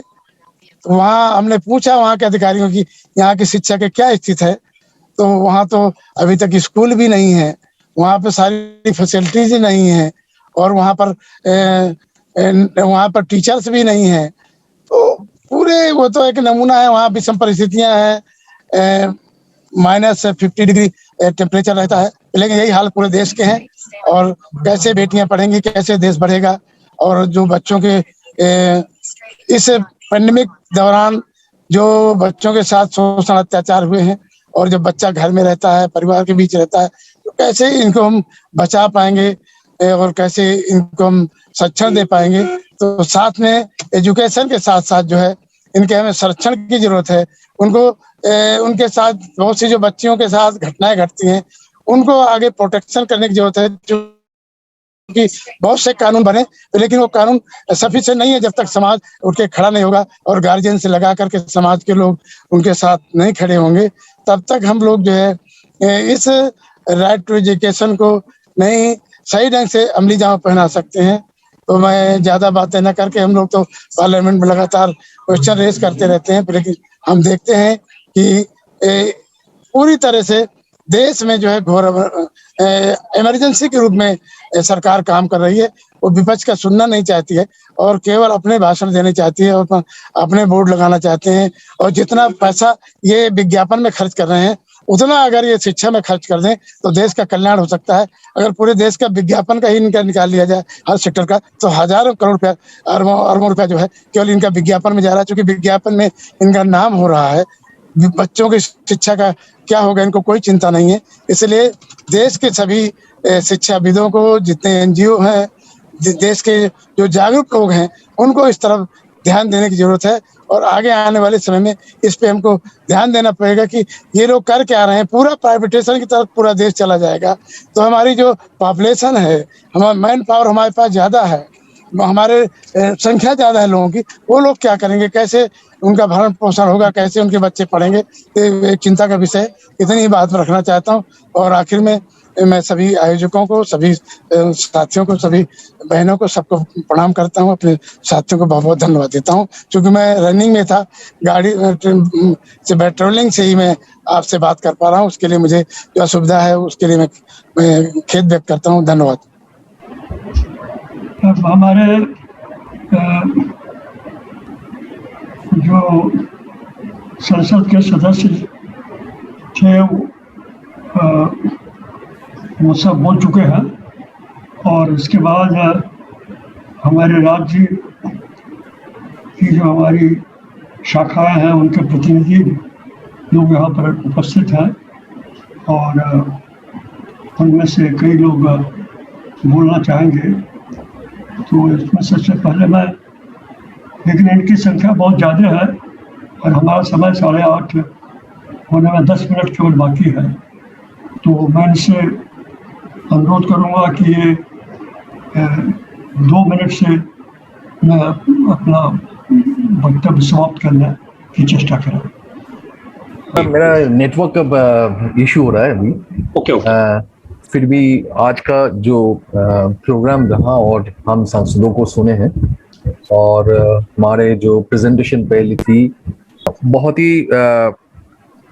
ही अहम जो मुद्दा है वो निकल के आया है और मुझे तो बहुत ही एनकरेज्ड लग रहा है कि जो सांसदों से हमने सुना तो उसमें से ये बात सही है कि अभी लोगों को साथ जोड़ना हमारा एक अहम मुद्दा होगा और शिक्षक के साथ, अभिभावकों के साथ, बच्चों को साथ, इलाके में जो रियलिटी है उसका ऊपर हमारा ठोस एक मतलब एक इंफॉर्मेशन, डेटा और किस तरह से ये बच्चे जो छूट रहे हैं शिक्षा के होते हुए भी, ये स्कूल खोलने तक मुझे तो लग रहा है कि जैसे कि हम लोग ये बताया गया है कि काफ़ी सारे राज्यों में जो एनईपी का इम्प्लीमेंटेशन हो रहा है वो भी एक डिफरेंशिएटेड वे में हो रहा है। ये तो कहीं इसका ऊपर ज़्यादा चर्चा हो रही है, कहीं कुछ स्टेट में कुछ चर्चा ही नहीं हो रहा है, पता नहीं चल रहा है। हमारे स्टेट में ये पिछले दिन ये कैबिनेट में पास हो गया, लेकिन पास होने का बाद भी हमको पूरा पता नहीं है कि किस तरह से ये लागू होने वाला है। तो उसके लिए हमारा इंतज़ार रहेगा और आज का मीटिंग हमारे लिए काफ़ी उत्साहव्यंजक होगी और आगे चल के मुझे लगता है कि काम करने का जो हमारा मकसद होना चाहिए वो स्कूल रीओपनिंग के बारे में हमारा एक इशू होना चाहिए कि इसको किस तरह से हम सरकार को मदद करें ताकि स्कूल रीओपनिंग में कितना जल्दी और कितना सही उपाय से ये हो सकता है और इसके लिए क्या क्या चीज़ जरूरी है जो प्रायोरिटी बेसिस में हमको समझना चाहिए और इसके लिए एक दस्तावेज निकालना हमारे आरटी फोरम से ये बहुत ही अहम हमारे भूमिका रहेगी। धन्यवाद मित्ररंजन जी। बहुत शुक्रिया परवीदा। इसके बाद आत्रेय सेन है, हमारे हिमाचल प्रदेश से स्टेट कन्वेनर है। मैं उनसे आग्रह करूंगा कि संक्षिप्त बात रखें। नमस्कार। संक्षिप्त में बात यही है, जो एक तो ये बहुत अच्छी बात है कि हमारे साथ कुछ पार्लियामेंटेरियंस जुड़ के हमारा बहुत ही ज़्यादा हिम्मत बढ़ती है, उनके साथ वो लोग बात उठाएंगे और ये बातें ले जाएंगे पार्लियामेंट तक। और हमारी जिम्मेदारी अब यही है कि हम ये सारी बातों को समय समय पर उठाते रहे और अब जबकि ये मतलब पार्लियामेंट सेशन खत्म हो गया है, तो ये अब हम लोगों को जिस भी तरह का फोरम या प्लेटफॉर्म मिले वहाँ पे इन बातों को जोड़ना चाहिए। जिनके भी साथ हम लोग हैं, जो भी और भी अलग अलग प्लेटफॉर्म्स हैं, उनके साथ हमको ये जोड़ के आवाज़ उठाते रहनी चाहिए। और क्योंकि ये हर एक का मुद्दा है, हर जगह यही बातें, मतलब पूरे समाज के सभी मुद्दों के लिए ये निर्णायक मुद्दा है, तो इसको उठाते रहना होगा। और एंजेला जी के प्रेजेंटेशन से हम लोगों को काफ़ी डिटेल्स में पता चल चुकी है कि क्या क्या चीज़ें हैं जिन चीज़ों पे हमको बहुत ही स्ट्रैटेजिकली फोकस करना होगा। तो मैं कहती हूँ कि हर प्लेटफॉर्म से इन बातों को हम लोग उठाएंगे और इसी तरह से हमको करते रहना होगा काम। Thank you. बहुत शुक्रिया अत्रेय जी। इसके बाद हमारे महाराष्ट्र आरटी फोरम से हेमांगी जोशी हैं। अगर वो आवाज सुन रही हैं तो प्लीज।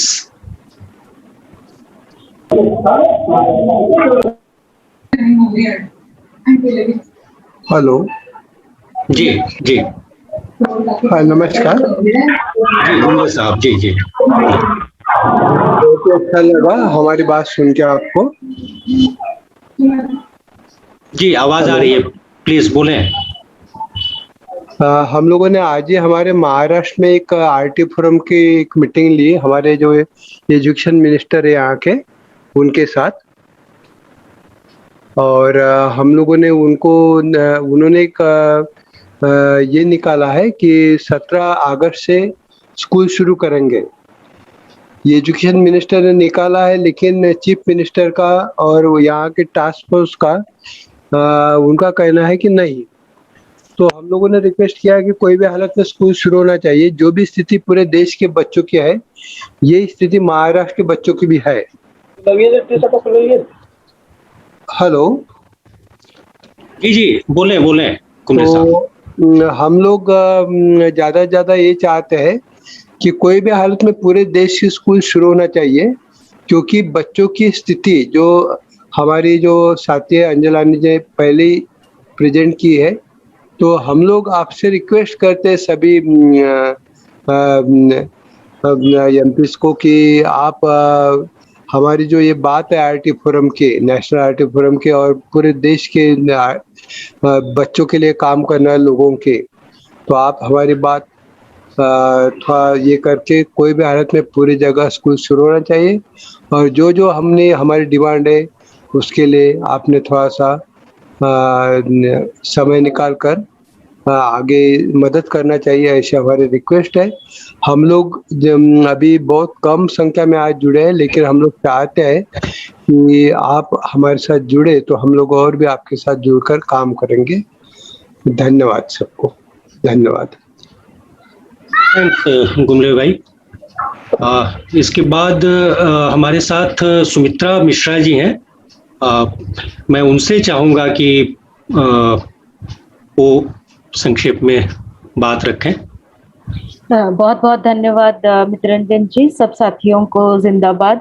संक्षेप में बात यही रख सकती हूँ कि जो अभी तक बात हुई है वो बिल्कुल सही है कि बच्चों के हित के लिए स्कूल जल्द से जल्द खुलना चाहिए, with full safety, with full inclusivity, जैसे कि अंजला ने कहा।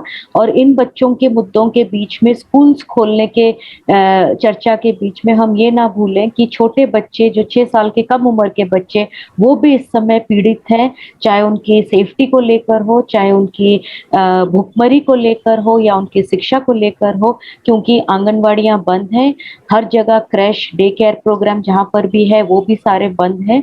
तो जो निर्णय स्कूल जाने वाले बच्चों के लिए लिया जाए, वही निर्णय उसी प्रकार से छोटे बच्चों की जरूरतों को ध्यान में रखते हुए आंगनवाड़ी भी खोलने की बात की जाए। और यही हमारी मांग है पूरे देश भर के बच्चों के लिए, खास करके जो वंचित वर्ग के बच्चों के लिए। धन्यवाद। बहुत शुक्रिया सुमित्रा जी। इसके बाद हमारे साथ नम्रता जेटली जी हैं सेव द चिल्ड्रन से। मैं उनको चाहूंगा कि प्लीज। कमेंट्स लिख दिए थे, तो मैं बस धन्यवाद देना चाह रही थी सारे रिस्पेक्टेड एमपीज को कि उन्होंने इतने अपने बहुत सुझाव भी रखे हैं, और उन्होंने हम लोगों को ये भी समझाया कि कैसे हम लोग स्ट्रैटेजिकली और एमपीज के साथ जुड़ के इस एजुकेशन के मुद्दों को और अच्छी तरह से रख सकते हैं। और केवल यही रिक्वेस्ट थी कि जो अगला जो पार्लियामेंट विंटर सेशन होगा, होपफुली उसमें अगर स्थिति वैसी ही रहेगी तो फिर से इस बात पे, इन मुद्दों को फिर से बहुत जोर से हमको रखना पड़ेगा। स्पेशली कंटिन्यूटी ऑफ लर्निंग, जो लर्निंग गैप है उसको कैसे ब्रिज करें, और safe return of all children. और एक चीज और है, जो बिल्डअप की बात हुई है कि विंटर सेशन से बीच में जो एक अच्छा सुझाव आया था कि ग्रास रूट पे कैसे एमपीज को, सांसदों को अपने टीचर्स के साथ, पेरेंट्स के साथ, कम्युनिटी, सिविल सोसाइटी ऑर्गेनाइजेशंस के साथ मिलके इस एजुकेशन के मुद्दे को रखना है। हम बस यही जोड़ना चाहेंगे कि उनके साथ बच्चों को भी, कैसे बच्चों को भी जोड़ें, जिससे बच्चे भी अपनी तरफ से अपने शिक्षा के अधिकार को लेके सांसदों के साथ मिलके इस पर्टिकुलर इशू को रखे, सरकार के सामने रखे, क्योंकि जब तक प्रेशर नीचे से नहीं बिल्ड होगा, कई बार ये मुद्दा आगे बढ़ नहीं पाएगा। तो बस यही हमारी तरफ से 2-3 चीजें थी, बट बहुत बहुत धन्यवाद सबको, सभी साथियों का। Thank you. बहुत शुक्रिया नम्रता जी। इसके बाद सीमा जी हैं, सीमा राजपूत जी केयर इंडिया से। मैं चाहूंगा कि थैंक यू नितरंजन जी। वीडियो समय ऑन का कर सके तो प्लीज। हाँ, मेरा वीडियो ऑन है, आपको दिखाई दे रहा है क्या? जी जी जी जी। सबसे पहले मैं बहुत बहुत धन्यवाद देना चाहूंगी अपने सभी एमपीज का, जिन्होंने अपना समय निकाल के हमारे साथ आज इस मंच पे एक साथ इकट्ठे हुए हैं। और इसमें इम्पॉर्टेंट बातें तो सब आई हैं कि हम देख रहे हैं कि पिछले कोरोना काल में बच्चों के बहुत सारे अधिकारों का हनन हुआ है। शिक्षा के अधिकार का तो सबसे ज्यादा हनन हुआ है, लेकिन उसके अलावा जो एक इम्पॉर्टेंट एस्पेक्ट है, मैं उसके बारे में बात करना चाहूंगी, वो है जो बच्चों की प्रोटेक्शन का जो राइट्स हैं उसको लेकर के जो हनन हुआ है। तो मुझे लगता है कि ये बहुत इम्पॉर्टेंट है इस समय पर। स्कूल तो जब खुलेंगे ये एक पॉलिटिकल सब्जेक्ट बन गया है डिस्कशन का, लेकिन कम से कम हमें जो चाइल्ड प्रोटेक्शन के जो मैकेनिज्म्स हैं, अपने जो चाइल्ड प्रोटेक्शन की यूनिट्स हैं, चाहे वो हम अपने स्टेट कमीशन की बात करें या फिर डिस्ट्रिक्ट चाइल्ड प्रोटेक्शन की बात करें, और उससे भी ज्यादा सबसे इम्पॉर्टेंट है कि हम जो विलेज लेवल पे चाइल्ड प्रोटेक्शन यूनिट्स बनाई गई हैं उनको हम किस तरीके से स्ट्रेंथन कर सकते हैं, किस तरह से फंक्शनल कर सकते हैं, ताकि कम से कम हम जो उनके साथ अन्याय हो रहा है, उनके साथ जो हिंसा हो रही है, उसको हम एक लेवल पे कम कर सके। मुझे लगता है ये इम्पॉर्टेंट रहेगा। दूसरा ये है कि पूरे विश्व में इस बात की चर्चा हो रही है कि सभी बच्चों को जो स्कूल क्लोजर हुआ है और बहुत लंबा स्कूल क्लोजर हुआ है, उससे काफी लॉस हुआ है उनकी शिक्षा का। लेकिन इसमें सबसे ज्यादा जो एक लड़कियों की शिक्षा की हम बात करें, और जो पहले भी इस तरह के इबोला क्राइसिस हुए हैं, हमारे देश में नहीं हुआ, लेकिन जो हम सीख रहे हैं कि बड़ी संख्या में लड़कियां जो हैं वो स्कूलों से बाहर एक ड्रॉप आउट होने वाली हैं। और बहुत सारा केसेस हम देख रहे हैं कि child marriage, early marriage, forced marriage और गर्ल सेफ्टी के इश्यूज, रोज कोई ना कोई रेप के इश्यूज हमें सुनाई देते हैं। इस तरह के कितने इश्यूज हैं जो मीडिया में नोटिस भी नहीं होते हैं। तो कहीं ना कहीं लड़कियों की शिक्षा के ऊपर बहुत ज्यादा खासतौर से ध्यान देने की जरूरत है। सर, मैं आपसे कहना चाहूंगी कि आरटी फोरम में हम सब लोग मिलकर के कोशिश करते हैं कि अपनी आवाज को पुख्ता करने के लिए थोड़ा सा टेक्निकल प्रोडक्ट्स हम बनाए, और हमने पिछले कुछ समय में कुछ पॉलिसी ब्रीफ्स भी बनाए हैं जिसमें लड़कियों की शिक्षा को लेकर के हमने एक बहुत कॉम्प्रिहेंसिव तरीके से अपनी बात को रखने की कोशिश की है। और हमने कोशिश की है कि उस पॉलिसी ब्रीफ को हमने कुछ रीजनल लैंग्वेज में भी लोगों की समझ के लिए रखा है। सर, हमारा आपसे ये एक रिक्वेस्ट रहेगा कि हम इस डिस्कोर्स को आगे आपके साथ ले जाना चाहते हैं सभी बच्चों की शिक्षा के लिए, लेकिन हम जान रहे हैं कि लड़कियों के साथ जिस तरीके का अन्याय हो रहा है, उनके साथ जिस तरीके के उनके राइट्स का वायलेशन हो रहा है, तो हम इस पूरे 6 महीने में, आने वाले 6 महीने में लड़कियों की शिक्षा को लेकर के कुछ रीजनल कंसल्टेशंस करने के लिए फोरम में हम कोशिश कर रहे हैं, और हमें आपके साथ की उम्मीद रखते हैं। बहुत बहुत धन्यवाद। संजीव सिन्हा है यहाँ पे उत्तर प्रदेश से हमारे कन्वेनर। मैं उनसे आग्रह करूंगा कि 1 मिनट में अपनी बात प्लीज। सबसे पहले तो दुबे सर जी को बहुत प्रणाम। बहुत दिनों बाद उनको देखा मैंने और बड़ी खुशी हुई कि दुबे सर फिट हैं और आज की मीटिंग का अध्यक्षता कर रहे हैं।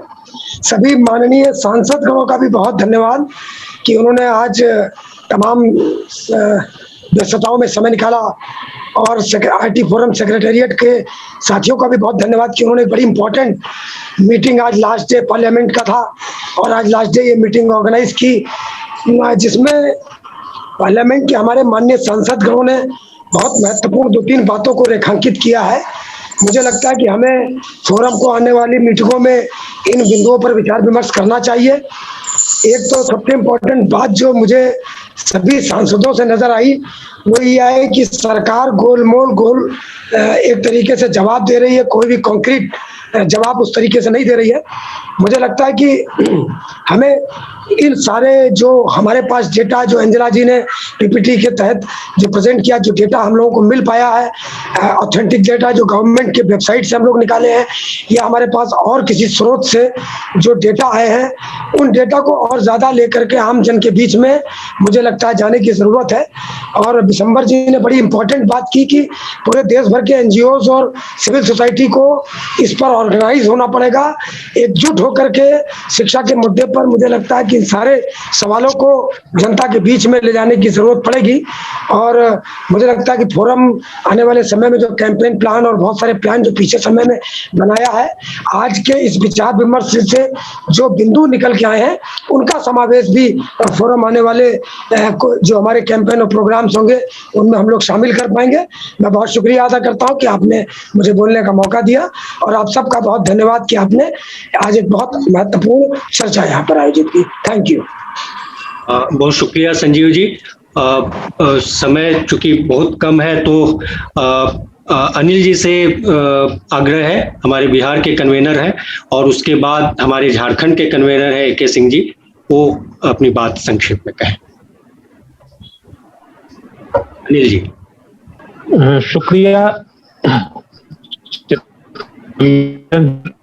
अध्यक्ष जी और साथियों, और से उस समय से मैं बातें सुनूंगा और जो माननीय सांसदों ने अपनी बातें कही वो उससे हौसला अफजाई हुआ है और यह बात उन्होंने स्वीकार की है कि अब संसद में बहुत कुछ नहीं हो सकता है, ग्रास रूट पर छात्रों को और अभिभावकों के साथ बातचीत करके स्थिति को बदलने की कोशिश की जानी चाहिए। बिहार जहां से मैं आता हूं, जहां मैं रहता हूं, वहां की स्थिति वाकिफ है कि कैसी स्थिति है बिहार की।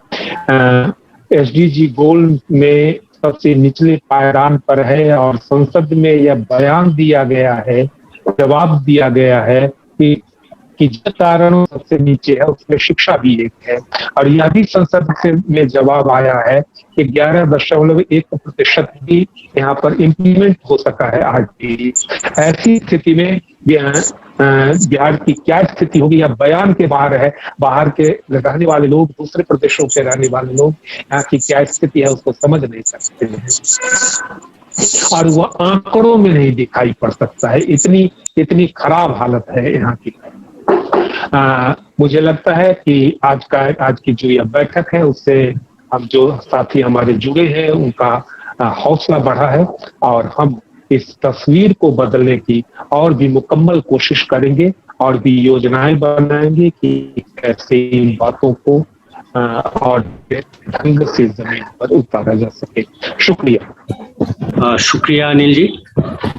मैं इसके बाद झारखंड के हमारे कन्वेनर हैं AK सिंह जी। अवध भाई, मैं सभी साथियों को झारखंड से जोहार। और बातें लगभग सभी आ चुकी हैं। मैं दो बात पे आप सभी का ध्यान आकर्षण करना चाहूँगा। पहला कि सरकार के ऊपर तो दबाव बनाए ही हम लोग, लेकिन जहाँ हम लोग काम कर रहे हैं वहाँ पर भी जिस इलाके में हम लोग काम करते हैं वहाँ ज़्यादातर दलित और आदिवासी के बच्चे ही पढ़ते हैं सरकारी स्कूलों में। तो हम लोग जब से सेकेंड वेव का शुरुआत हुआ तब से हम लोग जहाँ भी काम कर रहे हैं वहाँ पे बच्चों को सोशल डिस्टेंसिंग करके पढ़ा रहे हैं, रुके नहीं हैं, क्योंकि सरकार नहीं कर रही है तो हम भी नहीं रुके हैं। और सरकार के साथ हम लोग दबाव भी बना रहे हैं। तो इस तरह से सरकार के साथ काम भी कर रहे हैं, बच्चों के साथ काम भी कर रहे हैं, सरकार के ऊपर दबाव भी बना रहे हैं। ये 2-3 त्रिस्तरीय स्ट्रेटेजी है, उसके हिसाब से हम लोग काम कर रहे हैं। और करीब 100 सेंटर खुद हम चला रहे हैं पूरे अलग अलग जिले में, जहाँ पर बहुत ही रिमोट एरिया है। दूसरी एक बात करना चाहेंगे, जो चार्टर ऑफ डिमांड्स हम लोगों के बीच में अंजला जी ने शेयर किया, उस चार्टर ऑफ डिमांड्स को यदि उसकी कॉपी मिल जाए तो अगले नेक्स्ट वीक अन्नपूर्णा देवी झारखंड में रहेंगे और 9 जिले का उनका शेड्यूल है घूमने का, उसमें रांची भी है। तो रांची आएंगी तो उस या किसी भी जिले में रहेंगी तो वहां से हम लोग RT फोरम के मेंबर से वो डिमांड्स को उनको हैंड ओवर करा सकते हैं। रांची में तो मिलेंगे और डिस्कस करके भी दे सकते हैं। तो एक मौका है कि उनके साथ में RT फोरम का इंट्रोडक्शन करके और चार्टर ऑफ डिमांड्स उनको शेयर करें हम लोग।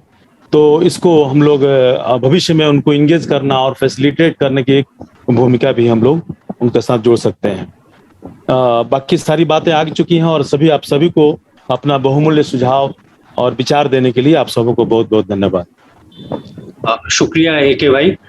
कोमू रामना मूर्ति जी हैं हमारे आंध्र प्रदेश से। All of you, good evening.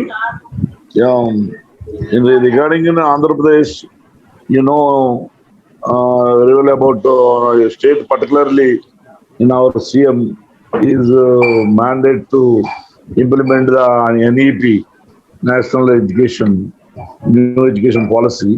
In the same time, on August 16th onwards, they are ready to open schools. The third wave also coming in August ending. Some based on our doctors and ICMR reports.